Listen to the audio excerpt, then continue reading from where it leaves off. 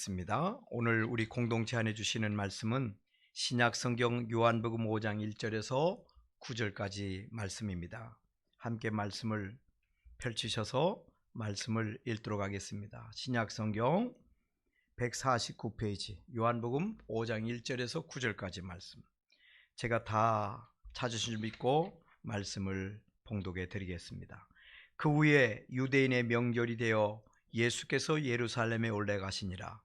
예루살렘에 있는 양문 곁에 히브리 말로 베데스다라 하는 못이 있는데 거기에 행각 5이 있고 그 안에 많은 병자, 맹인, 다리 저는 사람, 혈기 마른 사람들이 누워 물의 움직임을 기다리니 이는 천사가 가끔 못에 내려와 물을 움직이게 하는데 움직인 후에 먼저 들어가는 자는 어떤 병에 걸렸든지 낫게 되밀어라. 거기 38해 된 병자가 있더라. 예수께서 그 누운 것을 보시고 병이 벌써 오래된 줄 아시고 이러시되 네가 낫고자 하느냐? 병자가 대답하되 주여, 물이 움직일 때에 나를 못에 넣어주는 사람이 없어 내가 가는 동안에 다른 사람이 먼저 내려가나이다. 예수께서 이르시되 일어나 내 자리를 들고 걸어가라 하시니 그 사람이 곧 나와서 자리를 들고 걸어가니라. 이날은 안식일이니. 아멘. 한 해가 저물어 가고 있습니다. 보이세요? 한 해가 저물어 가는 것이 보이는 것 같아요. 정말 빨리 지나갔어요. 2020년 정말 뜻깊게 우리가 맞이했는데 이 해가 또 이렇게 지나가네요. 많은 아쉬움을 남겨두고 또 회한도 있고 내가 뭘 했나라는 그런 생각도 들지 않습니까? 그러나 우리 신앙이들의 마음속에 하나님을 향하여 드릴 말씀은 이 말씀밖에 없을 것 같습니다. 에베네셀 하나님, 하나님이 우리를, 나를, 우리 가정을 이곳까지 인도하셨습니다 하는 그 고백, 부인할래야 부인할 수 없는 것 같아요. 하나님이 행하셨습니다, 하나님이 인도하셨습니다 라고 하는 이 고백, 저와 여러분들이 하나님 앞에 이 시간 찬양하면서 찬양하는 마음으로 이 말씀을 들었으면 참 좋겠습니다. 한 해가 저물어가는 이때까지 금년 1월 20일경에 시작된 우리나라의 코로나19가 아직도 그 세력을 멈추지 않고 기승을 부리고 있는 것 같아요. 아주 정말 끝까지 이 괴롭히고 있습니다. 전 세계를 괴롭히고 우리나라를 괴롭히고 우리 수도권을 지금 괴롭히고 있습니다. 이 성도들을 마음껏 예배를 드릴 수 없게도 만들고 있습니다. 안타깝죠. 이렇다 보니 모든 사람들이 의욕이 지금 많이 내려가 있어요. 뭘 하지? 뭘 해볼까? 생각나질 않는 거예요. 어떻게 보면 생각이 멈춰 있는 것 같아요. 그래서 사람들이 많이 힘들어하고 있습니다. 고통당하고 있습니다. 자영업자는 자영업자대로 힘들고, 이런 사람 저런 사람 할 것 없이 모두가 지금 많이 힘들어가고 있어요. 이럴 때 하나님께서 우리에게 큰 소망 주시고 우리에게 은혜 주시고 정말 끝까지 이기고 또 승리하고 견딜 수 있는 은총을 내려주시기를 소망합니다. 그 유지라는 것이 있어요. 유지를 잘해야 돼요. 경제적인 여력도 잘 유지해야 되지만은 체력도 유지해야 되고요. 우리의 삶의 컨디션을 잘 유지해야 됩니다. 잘 끊어지지 않게, 내려가지 않게 그걸 잘 유지해내야 돼요. 그렇지 않으면 힘들어요. 우리 체온도 그렇지 않습니까? 체온은 36.5도, 우리 사람에게 온도가 체온이라는 것이 있어요. 그 체온을 유지하지 못하면 날이 많이 추운 요즘철이야말로 잘못하면 저체온증에 걸릴 우려가 있지 않습니까? 체온도 잘 유지해야 돼요. 그래서 옷을 따뜻하게 입으셔야 됩니다. 못 부린다고 옷 가볍게 입다가 큰일 납니다. 최고 큰일은 뭐겠어요? 돌아가시는 겁니다. 사망하는 겁니다. 못 부리는 것보다 내 생명 유지하는 것이 더 중요합니다. 그렇기 때문에 보온도 잘 하시고 따뜻하게 입으시길 바랍니다. 뿐만 아니라 우리가 무슨 일을 하든지 어떤 일을 감당함에 있어서 그 영적이고 우리의 삶의 내용들을, 그 정열적인 것들을 내려가지 않도록 우리가 정말 더 애를 써야 됩니다. 말소리도 이럴 때일수록 좀 크게 하실 필요가 있어요. 패기 있게 어깨도 탁 펴고 말이죠. 우리 정열, 열정적인 사람으로 우리들이 비춰져야 될 것입니다. 신앙의 체온이 떨어지면 첫째, 찬송이 안 불려져요. 기도를 안 하게 됩니다. 말씀을 읽게 되지 않습니다. 영적 저체온증에 빠지게 되면 완전 믿음이 죽어버려요. 주님께서 언제나 말씀하시기를 인자가 올 때 믿는 자를 보겠느냐, 믿음이 살아있는 자를 보겠냐, 그런 말씀이거든요. 우리 믿음이 죽어 있으면 안 돼요. 죽음 가지고는 아무것도 못해요. 그러니까 우리가 영적으로도 그 컨디션을 잘 유지해야 됩니다. 내려가지 않도록. 영적인 정열, 이럴 때 여러분 찬양을 많이 부르세요. 기도도 뜨겁게 하세요. 좀 이 정적으로 기도하시는 분들이라도 이럴 때는 더 뜨겁게 부르짖어야 돼요. 부르짖는 기도로 해야 돼요. 말씀 읽을 때도 눈으로 읽지 마시고 큰 소리로 말씀을 읽으세요. 자기의 귀에, 아니 자기 삶 속에, 자기의 마음 속에 깊이 박힐 수 있도록 말씀을 크게 읽으십시오. 자기 삶 속에 선포하듯이, 자기 삶 속에 심듯이. 남들과 인사할 때도 잘 있었어요, 반갑습니다. 좀 씩씩한 모습 말이죠. 여러분, 오늘 혹시 이 자리에 오신 여러분들 너무 삶이 힘들어서 에너지가 빠져 있는 분이 있습니까? 지쳐 계신 분이 있습니까? 무슨 일이든 별로 재미가 없다, 별로 하고 싶지 않다, 이 열정적인 것이 떨어져 있는 분이 있다면 우리 사랑의 주님, 능력의 주님께서 여러분을 일으켜 세워주시기를 주의 이름으로 축복합니다. 지금 내가 실패의 자리에 있다고 하는 것, 내가 지금 고통의 자리에 있다고 하는 것, 내가 문제에 부딪혀 있다는 것, 이것은 그 자리에 계속 내가 들어 누워도 좋다, 계속 누워라, 이왕에 누워져 있는 거 편히 푹 쉬어, 그게 아니에요. 그걸 박찰 수 있어야 돼요. 여러분 앞에 펼쳐져 있는 모든 우리 신앙의 기회를 내 것으로 만들고, 위험, 위기는 또 하나의 기회라고 하지 않습니까? 이럴 때 하나님께서 우리에게 지혜 주셔서 이 위험이, 위기가 오히려 또 새로운 기회가 되도록 그런 축복의 주인공이 되시기를 간절히 바랍니다. 오늘 본문에 보면 명절에 예수님께서 베데스다 연못가로 예수님이 가셨어요. 유대 나라는 참 그들이 그 명절날 되면 우리나라하고 좀 다릅니다. 우리나라는 고향으로 가고 부모를 만나러 가고 이러는데, 유대 나라 사람들은 명절이 되면 성경 중심으로 모여요. 성전으로 갑니다. 예루살렘 중심으로 갑니다. 하나님 중심의 명절 문화가 있게 되어지죠. 오늘 본문에도 보면 이 명절이 예수님께서 베데스다 연못가로 가셔서 38년 동안, 얼마나 길어요 여러분. 38년간 병자로 병석에 누워있다고 한번 생각해 보십시오. 참 지치죠. 주변에 있는 사람들은 어떡하겠어요? 38년. 참 긴 세월 동안 난치병에 걸려 누워있는 사람이 있습니다. 한번 그 현장을 여러분들 상상을 그려보십시오. 영상을 보듯이 한번 생각해 보시기 바랍니다. 오늘 본문 내용은 신앙생활을 좀 해봤다는 분들은 이 본문에 대해서 우리가 잘 알고 있습니다. 설교도 많이 들었을 것입니다. 잘 아는 내용입니다. 베데스다라는 이름은 유명한 이름이 되어졌죠.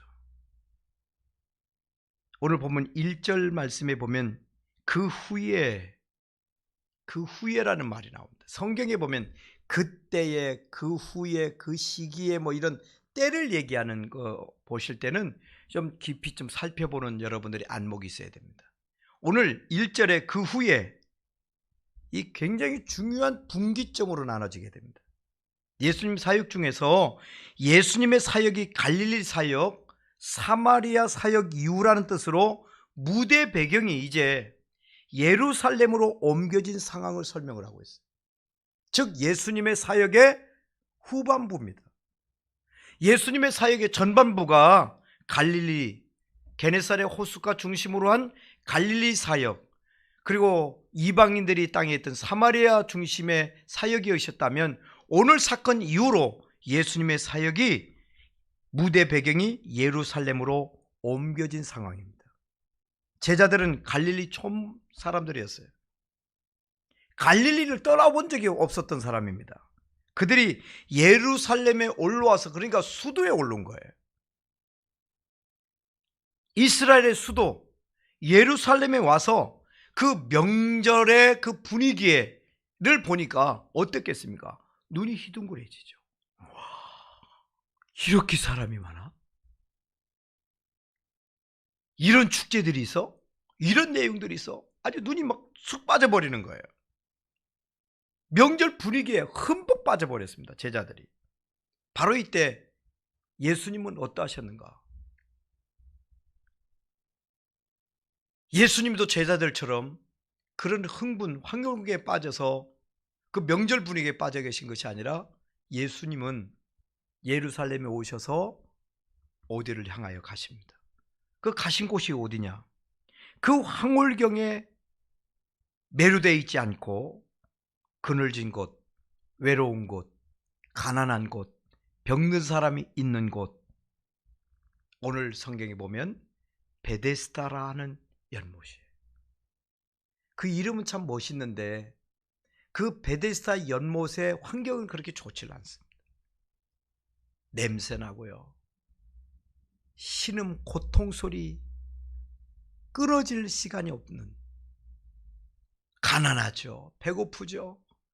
그 아구성 치는 소리가 끊어지지 않는 곳이에요. 예수님이 그곳에 가셨어요. 아무도 도와줄 수 없는 혼자 처절한 사투를 벌이는, 고민과 고통과 한숨이 가득한 그 베데스다에 예수님이 가셨습니다. 베데스다는 그 이름이 은혜의 집이라는 뜻이 있어요.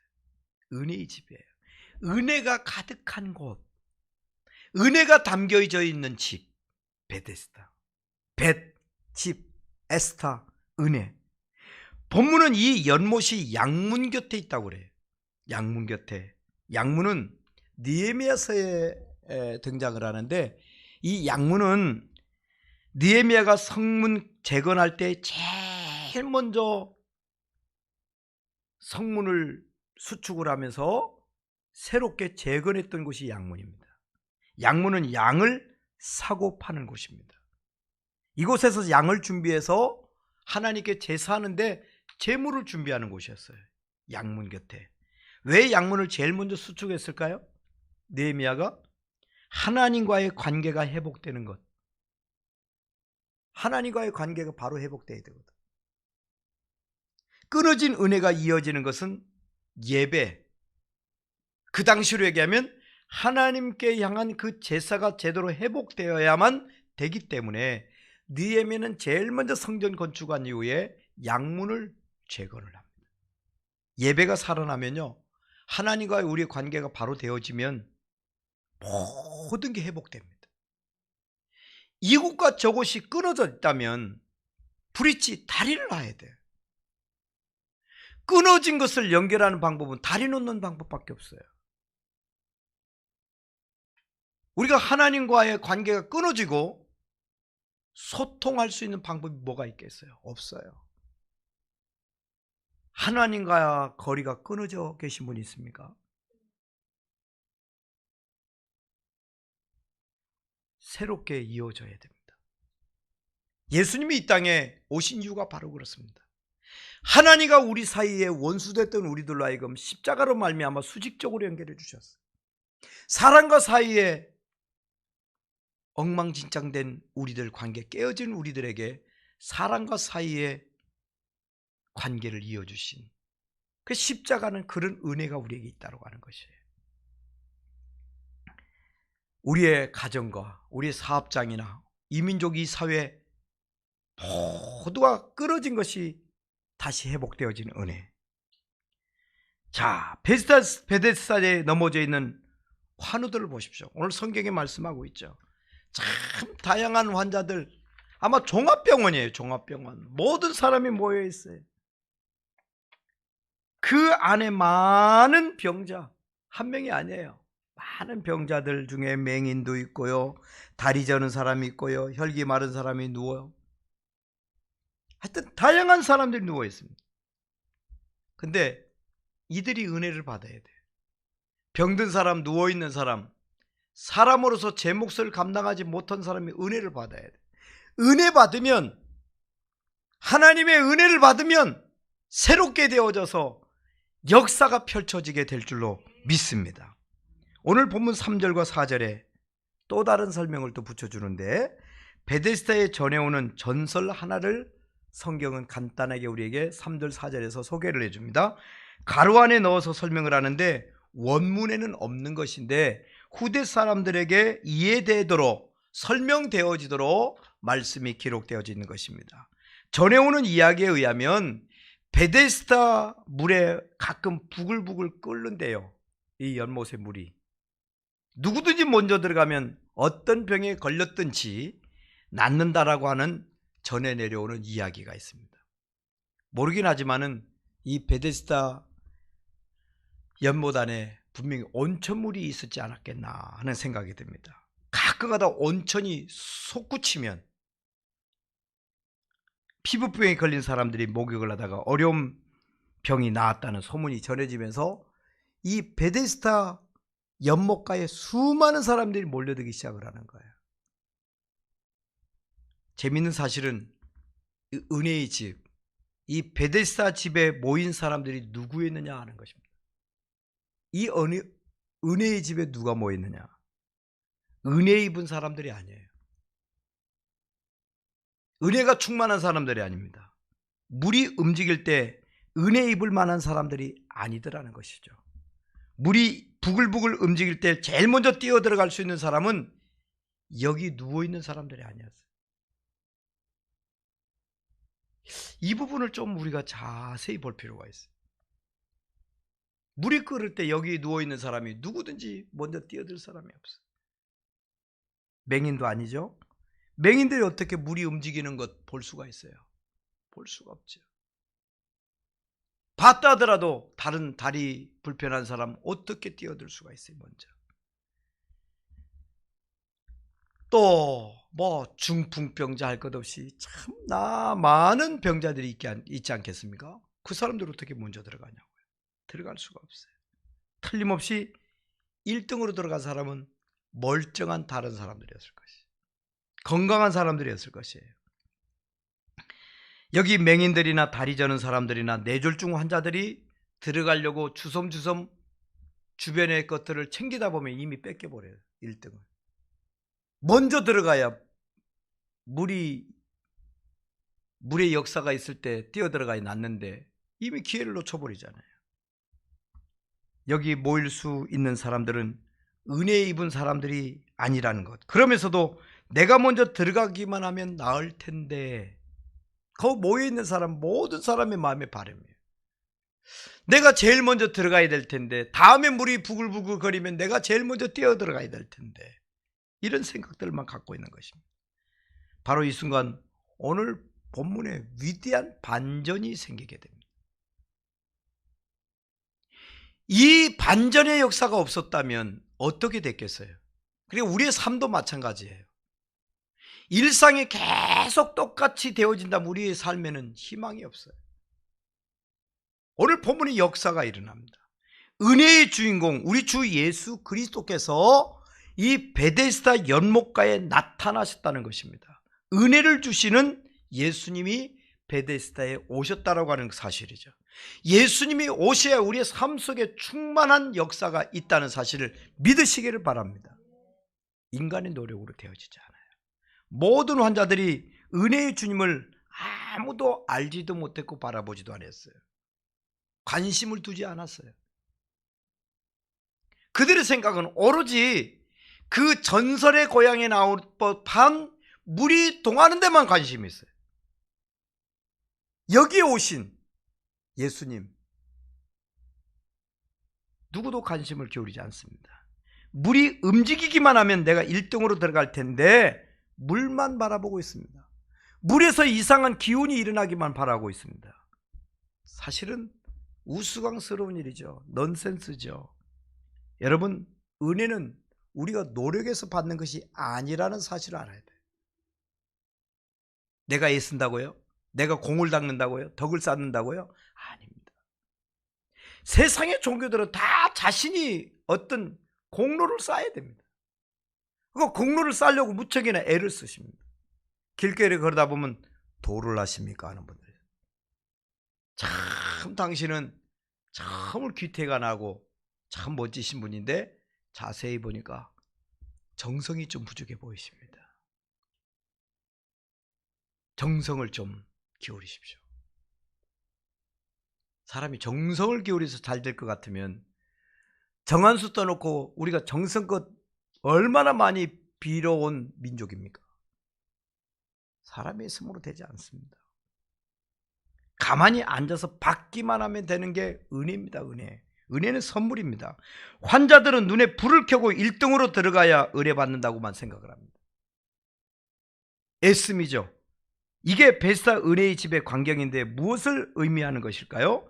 이것이 당시에 유대교를 지적하는 내용입니다. 유대교.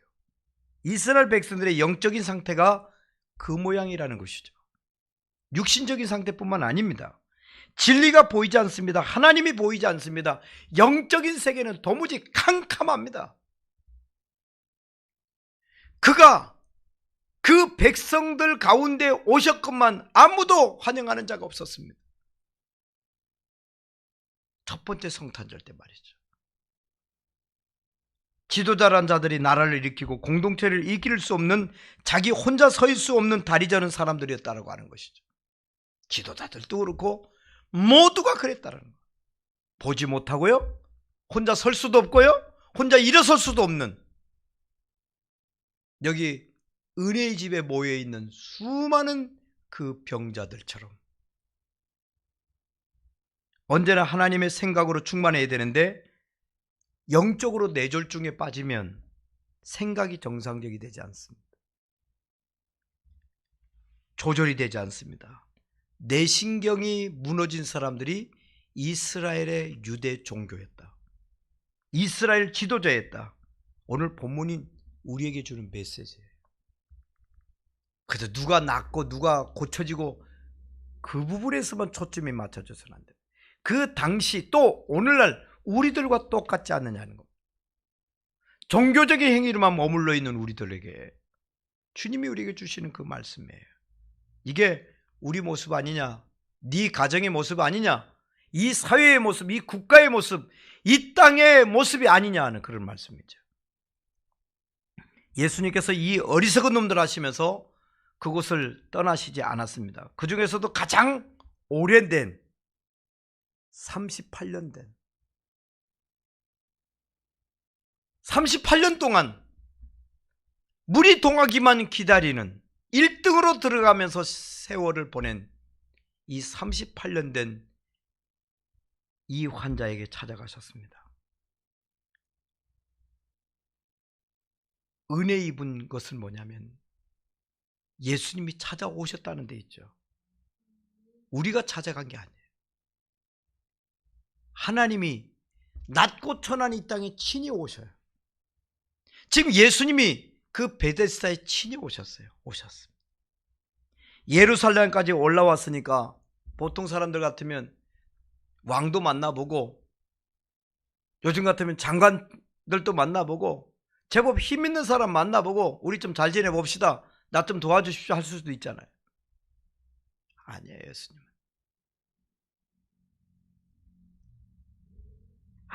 아무도 돌봐주지 않는 사람들, 한숨 소리 끊이지 않는 사람들, 신음과 절망 가운데 빠져 있는 그곳에 예수님이 찾아오셨어요. 그러기에 우리가 희망과 하나님께 대한 열망을 가져야 될 이유는 지금 코로나19로 인해서 이렇게 힘든 저와 여러분에게 예수님이 반드시 찾아오신다는 거. 할렐루야. 진정한 크리스마스가 펼쳐진다는 사실을 우리들이 소망하고 여러분들이 그 은혜를 누리시길 바랍니다. 예수님께서 이 환자들을 바라보시면서 눈이 마주칠 때에 그들에게 들려주시는 음성, 야, 니들 왜 여기 있니? 그렇게 하지 않으셨어요. 예수님이 하신 말씀이 네가 낫고자 하느냐, 네가 낫고자 하느냐. 모르긴 하지만은 그 질문을 받아든 환자가 어떻게 보면 하도 어이가 없을지 몰라요. 자기들이 나으러 이곳까지 오기는 왔지만은 낫고자 하는 말에 한동안 말을 못해요. 별 웃긴 사람 다 봤네. 내가 얘 나으러 왔지 내가 병이 더 걸리러 왔겠어? 뭐 그렇게 반응하는 사람도 있었을 것이고요. 당신 뭐야? 하는 사람도 있었을 것이고, 네가 낫고자 하는 그 말에 정말 많은 사람의 생각과 반응들이 달랐을 것입니다. 오늘 시간 하나님 앞에 나온 여러분들, 주님께서 여러분에게 사랑하는 아들아, 사랑하는 딸아, 네가 해결받고자 하느냐, 네가 낫고자 하느냐, 네가 충만해지길 바라느냐, 네가 은혜 받기를 원하느냐 하실 때 여러분들은 뭐라고 답하시겠어요? 어떤 사람은 당신이 나를 놀립니까 지금? 그걸 질문이라고 해요? 그런 사람도 있을 것이고요. 왜 이런 질문을 하셨을까요? 오늘 주님이 이 자리에 오셔서 여러분들 향해서 동일하게 물어보신다면 어떻게 반응하실래요? 네가 낫고자 하느냐?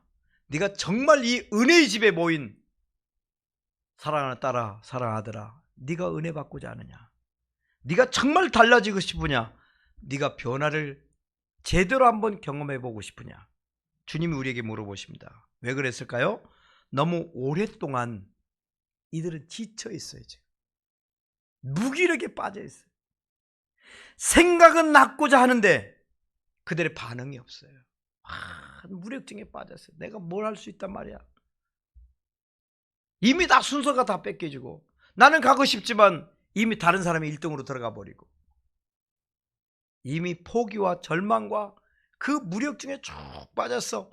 그래서 그들이 결론적으로 생각하는 게 뭐겠습니까? 머릿속에 나는 안 돼, 나는 안 돼, 나는 안 돼. 완전 자포자기에 빠져있던 이들, 너무 오랫동안 이들은 삶의 무력증에 빠졌어요. 여러분들 신앙생활하면서 신앙생활하는 가운데 영적으로 무력증에 빠져 있습니까? 기도해도 예배 드려도 뭘 해도 혹시 그런 분들이 있으십니까? 내가 지금 병들어 있다라고 생각하셔야 돼요. 썩어 문드러져도 당연시 여겨지는 것, 눈에 초점이 없습니다. 열망이 없습니다. 보이지 않는데도, 맹인인데도 별로 이제는 아무 반응도 없습니다. 물이 움직여야 낫는 게 아니고 사실 우리의 마음이 제대로 움직여야 되는 것 아니겠습니까? 내 기도가 움직여야 합니다. 내 심령에 불이 붙어서 움직여야 됩니다. 수동적으로 무엇이 어떻게 되기를 바라는 그런 존재들 되면 안 됩니다. 주님께서 잠든 영혼을 깨우시는 아주 소중한 질문이에요. 네가 낫고자 하느냐? 네, 낫기를 소망합니다. 주님, 내가 낫고 싶습니다. 주님, 내가 충만해지고 싶습니다. 주님, 내가 에너지를 회복받고 싶습니다. 내 생명을 회복받고 싶습니다. 분명한 우리의 메시지가 있어야 되죠. 하나님을 향해서 우리의 마음이 움직이고 하나님 말씀 진리 안에서 내 심령이 끓고 있느냐, 우리의 모든 삶 속에서 내 삶의 에너지가 충만해지고 있느냐, 은혜의 잔치가 아무리 근사하게 준비되었다 할지라도 은혜 받고 싶은 열망이 없다면 그런 잔치 자리에 있는 것 아닙니다. 은혜의 주인이 단 한 사람이 있다면 그게 바로 저와 여러분이어야 돼요. 딴 사람 다른 데 마음 둘 여력이 없어요. 은혜 받는 사람 단 한 사람. 오늘 베데스다 연못에 물이 동하면 1등으로 들어가야 낫는다라고 하는 전설 속에 있는 그런 대사가 아니라 내가 은혜 받는데 1등이어야 된다. 하나님의 은혜를 받는데 내가 1등이어야 된다는 그런 열망 말이에요. 우리 마음이 그렇게 충만하게 우리가 바뀌어져 있어야 됩니다. 우리가 달라져야 우리의 삶의 환경들이 제대로 달라집니다. 내 마음에 불이 붙어야 정말 새로운 에너지를 우리는 이뤄낼 수 있는 사람이 되어집니다. 절망 가운데 계신 분이 있습니까? 힘이 없이 다리가 후들후들 거리신 분이겠습니까? 죄에 빠져 영적인 침체인 늪에서 허덕이는 분이 혹시 계십니까? 인생의 막다른 골목에서 갈 길을 없어서 가슴을 팍팍 치면서 고통과 한숨 속에 빠져 있는 분이 있습니까? 절망만 하고 있는 것은 하나님을 의심하는 것에 똑같다는 사실이에요. 힘을 잃어버렸다고 좌절하는 것은 능력의 원천인 하나님을 제대로 무시하는 것입니다. 죄지었다고 포기하는 것은 예수님께서 우리 죄를 위해서 십자가 달려 돌아가셨는데 예수 그리스도의 십자가를 무시하는 것이 됩니다. 우리 주 예수 그리스도의 피 흘리심을 무효화하면 안 됩니다. 인생의 막다른 골목에서 좌절하는 것은 부활의 주님을 무시하는 것입니다. 네가 낫고자 물으실 때 38년 된 이 환자, 주여 살려주세요. 낫고 싶습니다. 단 한 번만이라도 걸어보고 싶습니다. 매달려야 오를 텐데 이 환자가 기가 막힌 대답을 하지 않습니까? 뭐라고 대답을 하죠? 주여, 물이 움직일 때 나를 넣어줄 사람이 없나이다.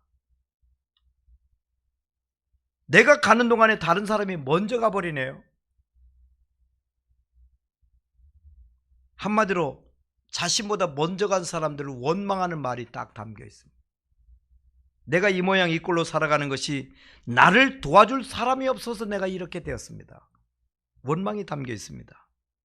문제가 무엇인지도 모릅니다. 제대로 된 치료의 방법도 알지 못하고 있습니다. 치료하고 싶은 열정도 없습니다.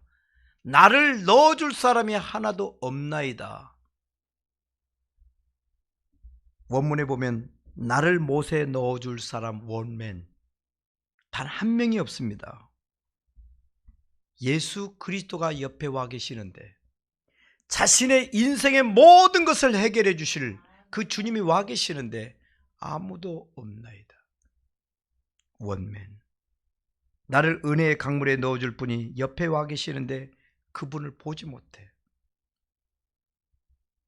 나를 살려주실 분도 한 분이고 이 땅의 모든 것들을 회복해 주실 분도 교회를 회복시켜 주실 분도 바로 예수님인데 기독교의 비밀은 바로 원맨, 그 하나님입니다. 예수님 한 분밖에 없습니다. 바로 그 한 사람에게 있는 것인데 대답은 예수고 달라져야 할 사람은 바로 우리 자신입니다. 그 38년 된 환자입니다.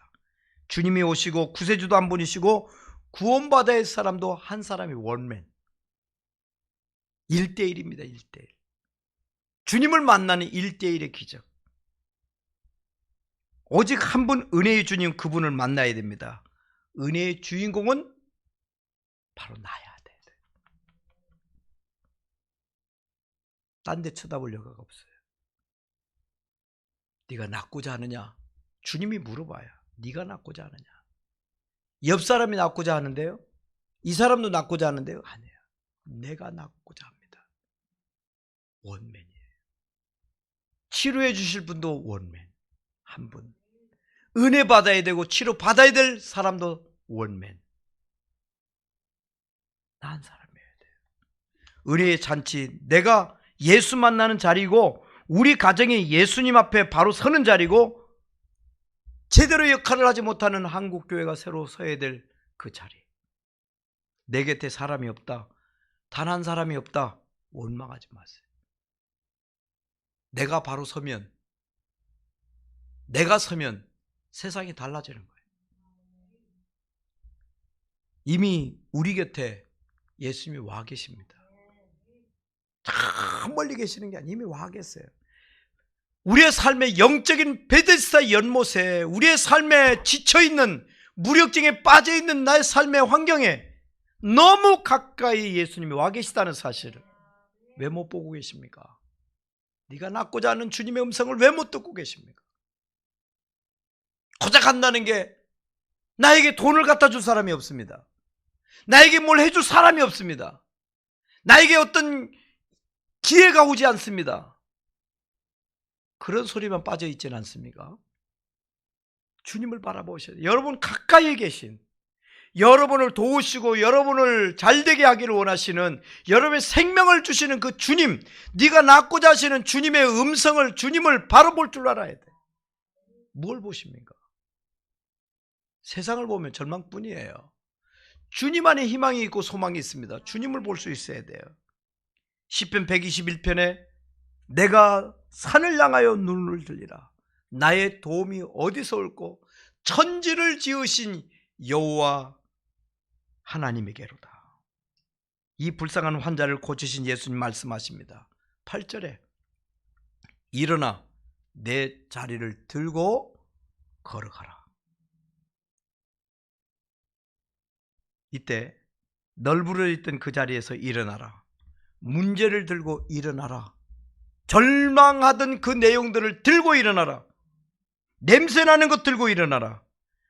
온갖 아픔 들고 새롭게 살아봐라. 달라져 보라. 주님이 그 귀한 말씀을 우리에게 들려주시는 것입니다. 사랑하는 성도 여러분, 무력증에 빠져 있습니까? 깊이를 알 수 없을 정도로 계속 빠지고 있습니까? 그 길은 죽음의 길입니다. 멸망의 길입니다. 실패의 길입니다.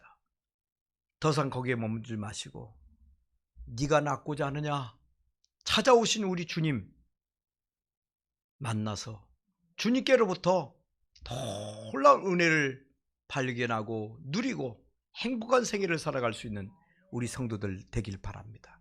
그래서 우리 예수 믿는 사람은 날마다 간증거리가 넘쳐야 돼요. 어제 내 삶 속에 주님이 찾아오셨어요. 어제 이럴 때 주님이 찾아오셨어요. 어제 주님이 내 곁에 이렇게 계셨어요. 얼마나 행복하겠어요. 혼자인 줄 알았는데, 외롭고 고독했는데 사랑하는 사람이 찾아오면 얼마나 힘이 나던가요. 하물며 우리 주님, 그 주님이 어떤 주님인데, 그 주님께서 여러분의 삶에 찾아오셨다는 사실은 얼마나 행복한 일인지 몰라요. 그 행복을 누리고 더 이상 절망의 나락에 빠지지 말고 하나님께 영광을 돌리며 멋진 세계를 살 수 있는 우리 성도들이 다 되시기 바랍니다. 기도하겠습니다. 하나님 아버지, 정말 고맙고 감사합니다. 그냥 막연히 지쳐서 또 지쳐서 누워있던 우리들, 오랜 시간 속에 무력증에 빠져있던 우리들에게 찾아오신 주님 환영합니다. 주님이 우리에게 생명의 말씀 주신 거 감사합니다. 주님, 내가 낫고자 합니다. 나를 치료해 주시옵소서. 내가 나에게 무슨 말씀하시든지 주님 말씀이기 때문에 내가 그대로 순종하겠습니다. 들고 일어나 걷겠습니다. 38년 된 이 환자의 치유의 기적의 사건이 내 삶의 기적으로 바꾸겠습니다 하는 고백과 헌신, 주님 앞에 뜨겁게 하나님 축복을 누리며 살 수 있는 성도들 되게 하여 주시고, 우리 삶 속에 영적으로 무력증에 빠지지 않게 하시고 삶의 무력증에 빠지지 않도록 우리를 성령으로 충만케 해 주시옵소서. 예수님의 이름으로 기도하옵나이다. 아멘.